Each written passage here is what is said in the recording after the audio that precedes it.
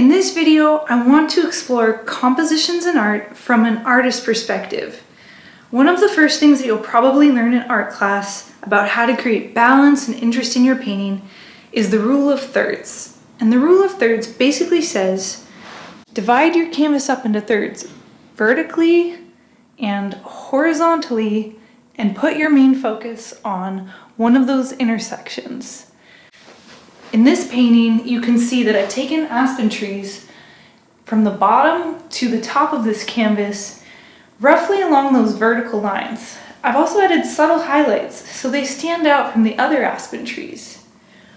Horizontally, I've put lighter leaves in the middle third of this canvas. So that's how I'm incorporating the rule of thirds into this painting. But there's many ways to do this, which we'll explore now along with other types of compositions. Vincent van Gogh intuitively used the rule of thirds in some of his paintings, including Café Terrace at Night from 1889 and Fishing Boats on the Beach at St. Marie from 1888. In Café Terrace at Night, the edge of the cafe building runs along the left vertical line, while the sloping roof ends on the upper horizontal line.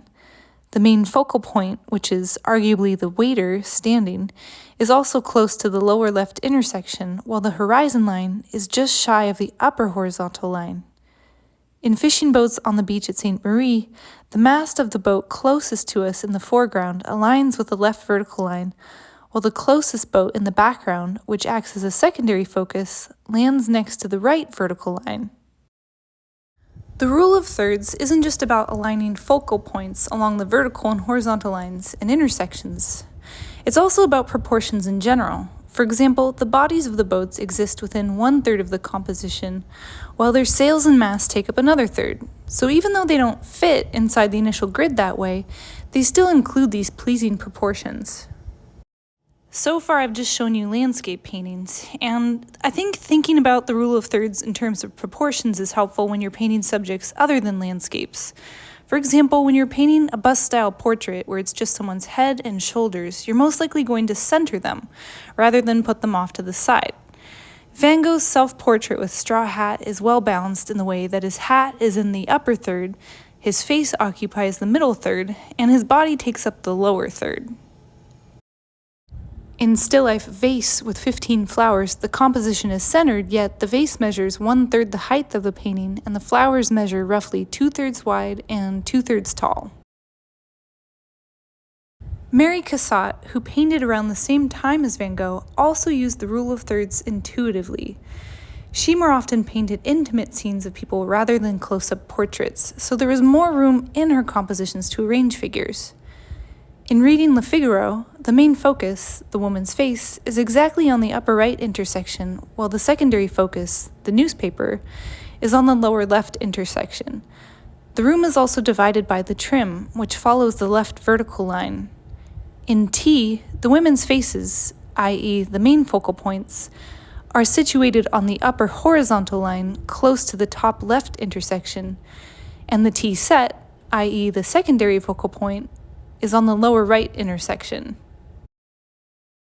One thing to note about portraits specifically is that it doesn't matter where people are positioned, our eyes will always go to their faces, and that's because faces are the thing that we know best. And this is demonstrated by eye tracking experiments conducted by Alfred Yarbus.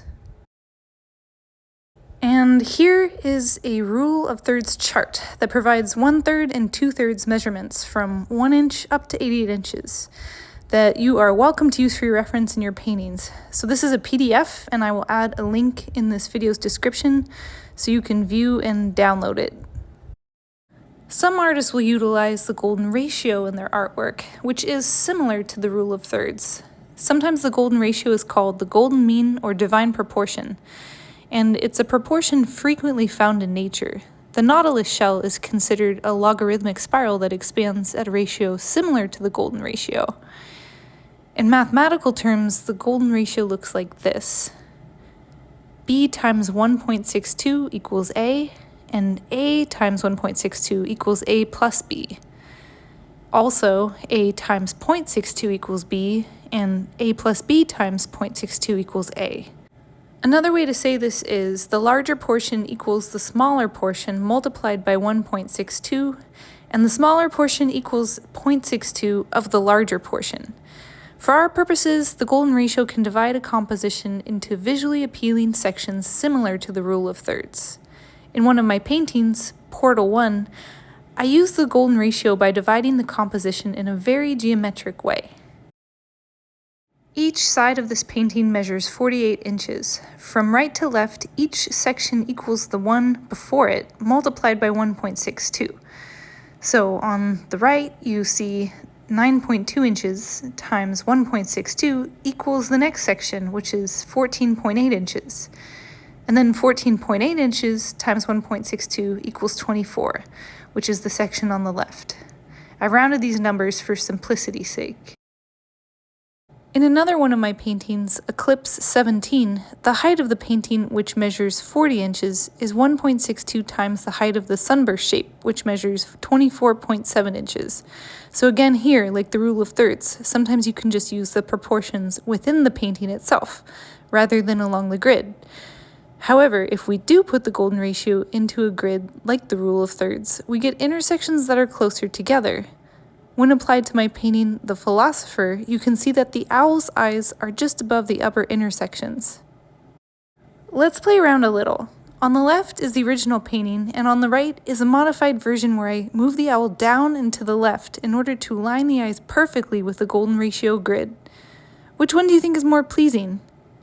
Personally, I feel like the increased negative space and seemingly shorter stature in the image on the right takes away from the regal quality that I was trying to give the owl.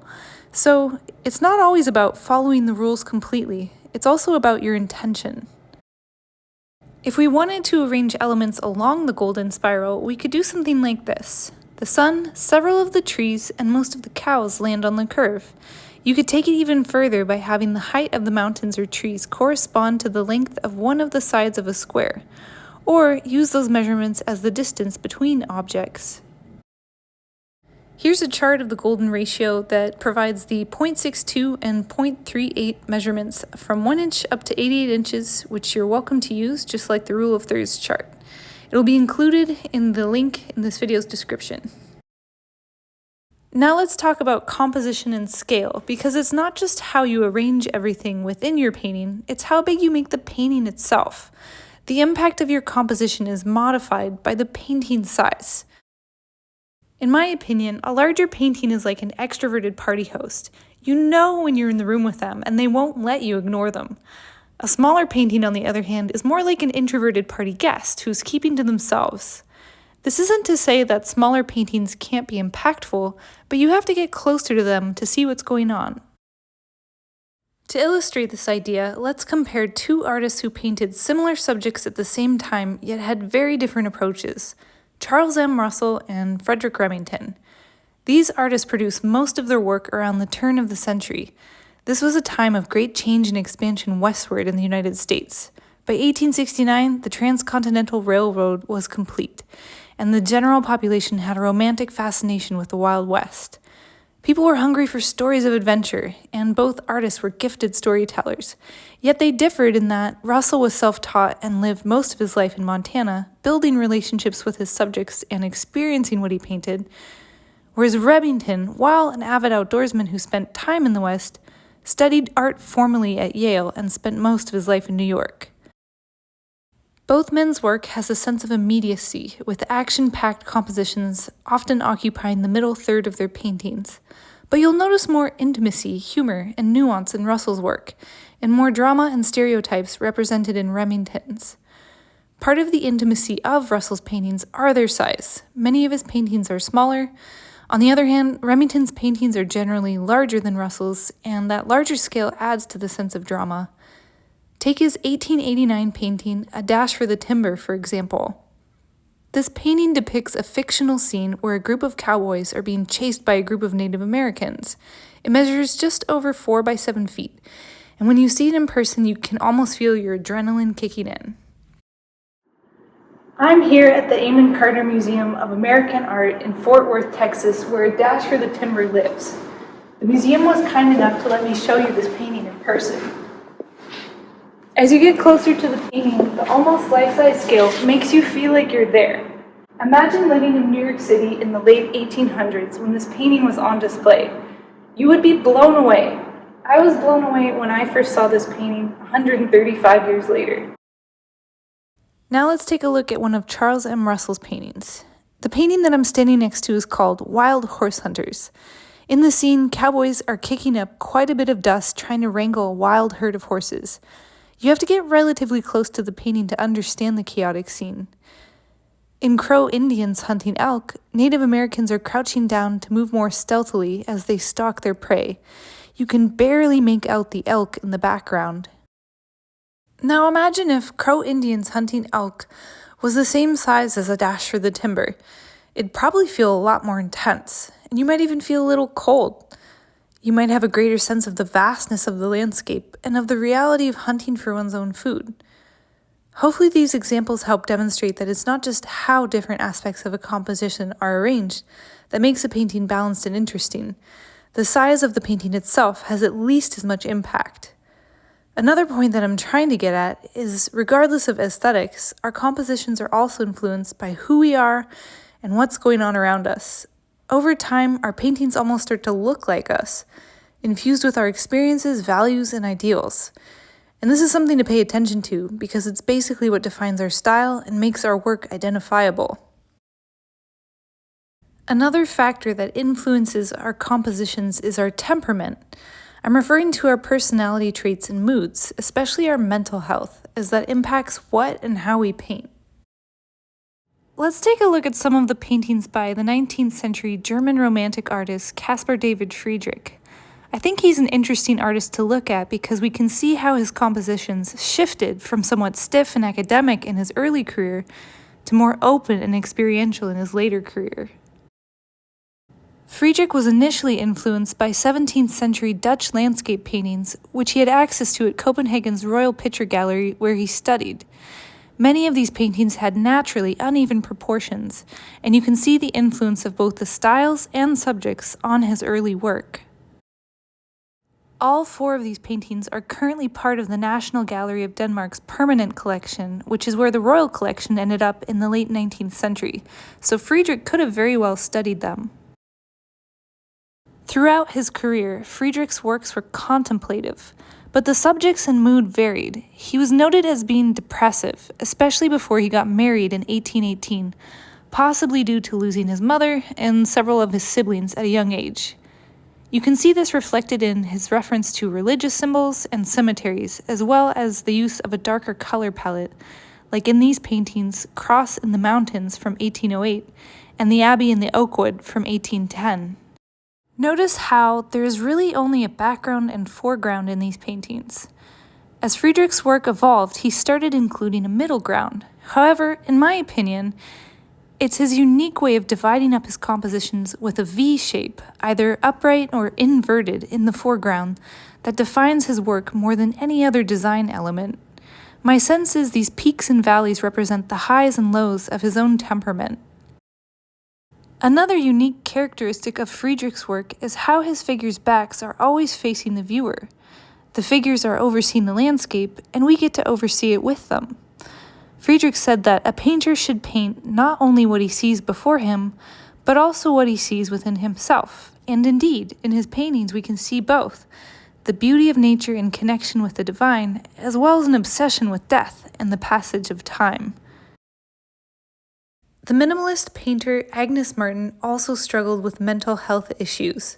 She was diagnosed as a paranoid schizophrenic in early adulthood and experienced psychotic episodes throughout her life, which she called trances. The act of painting seems to have been a calming and self-regulating force. She created order with meditative grid-like patterns that often measured 6 by 6 feet, like White Flower and the Islands. In a rare interview, Martin said that artwork comes straight through a free mind, an open mind. Absolute freedom is possible. We gradually give up things that disturb us and cover our mind, and with each relinquishment, we feel better. She also argued that anything can be painted without representation, which we can see in the elegant, if not austere, simplicity of her interpretations of nature. What we value makes its way into our art. To illustrate this, I'd like to look at the paintings of renowned wildlife artist Robert Bateman. In Dozing Lynx, the lynx is resting in the lower left corner under an ice-covered tree. Bateman could have made the lynx more prominent, but I'm guessing he made a conscious or unconscious decision not to. In all of his work, animals are seen in the context of nature. Their surroundings and how they interact with their environment is emphasized. Perhaps he does this instinctively because he is an ardent conservationist in addition to being an artist. Here are some more examples of his work.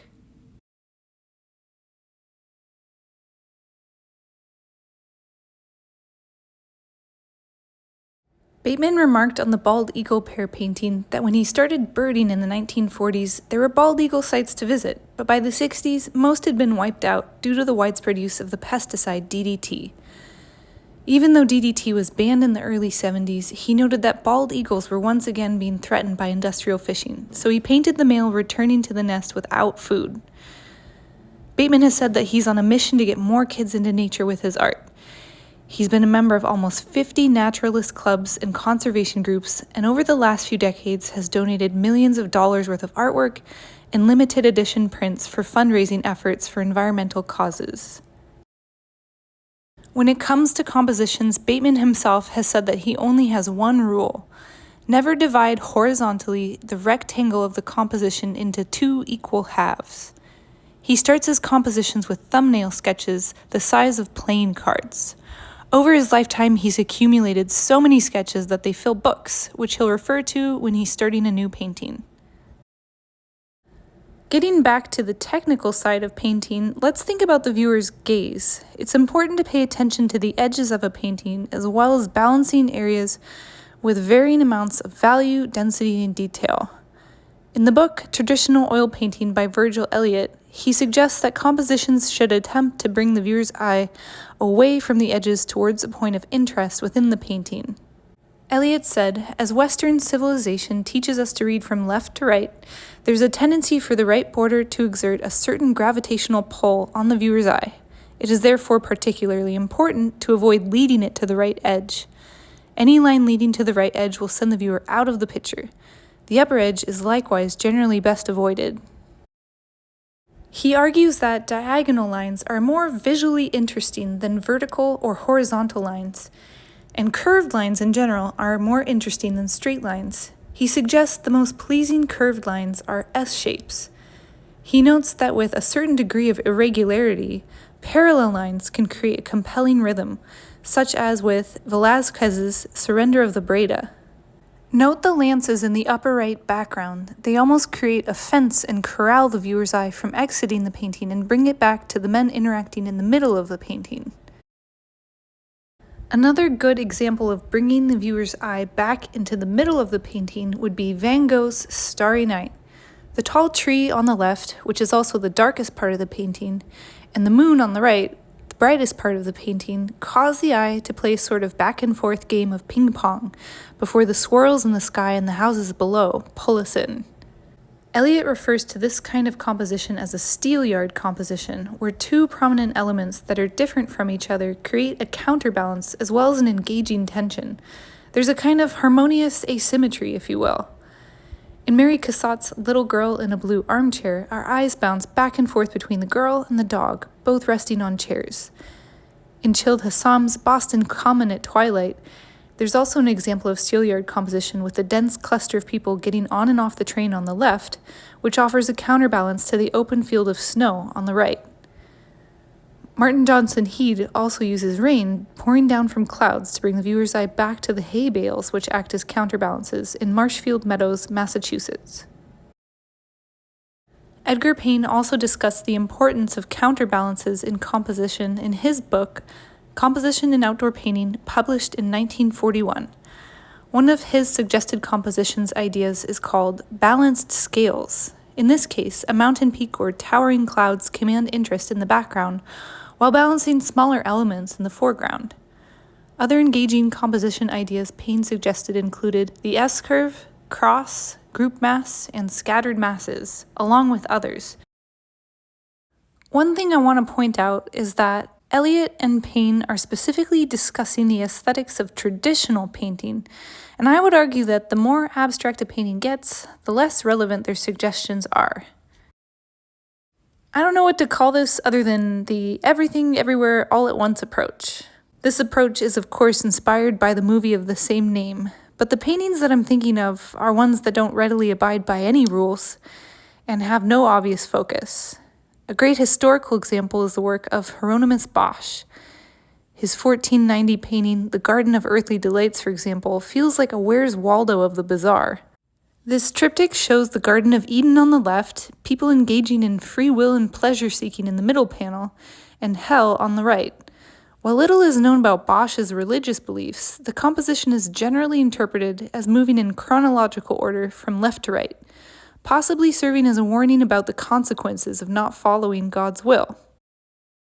When there's points of interest all over a realistic painting, it can feel a little cluttered, if not overwhelming. In an abstract painting, however, the same is not necessarily true. Sometimes the focus becomes more of a feeling and a reaction to the colors, shapes, or movement. As an example, here's an image of one of Gerhard Richter's abstract build paintings. Where do your eyes first go when you look at this painting? Every time I look at it, my eyes start somewhere different. The composition has balance, yet it's not following any rules. If this painting was in your house, years could go by and you might notice a new detail or shape that you hadn't noticed before. For some people, this feeling of freshness, along with the bold use of color, makes abstract build an attractive painting. Here's an image of Michelle Currier's Stay in Your Lane No. 4. There's no obvious place for the eyes to settle, but the painting achieves balance via repetition, rhythm, and the colors playing off of each other. Alright, some final thoughts. Almost no one writes by hand anymore, but when we do, our handwriting is unique. Each one of us writes with a different slant, a certain distance from the left and right margins, varying pressure, and so on. I think that artistic expression is much like our handwriting. It's just another way to use space to communicate. We bring so much of ourselves into our paintings, and just like our individual choice of colors, where we choose to place different elements in our paintings is a reflection of us. Perhaps curiosity about our natural inclination to position things and refining our particular approach will benefit our expression the most. In sum, the rules and where our eyes gravitate are worth considering when putting together a composition, but ultimately you have to play around to find combinations that bring together the various elements of your painting in an interesting way that represents you, your instincts, and your vision. The more you practice, the more intuitive the process will become. Be sure to give this video a like and leave a comment if you enjoyed it. I'd also like to give a big thanks to Robert Bateman and his son John for allowing me to use his artwork. Mr. Bateman, I'm one of those kids that you got outside. Thank you to Michelle Currier for letting me share your painting. Your gummy bears have always made me smile. And thank you to Catherine Hillman and the Eamon Carter Museum for allowing me to come down and film. Take care, everyone, and see you soon.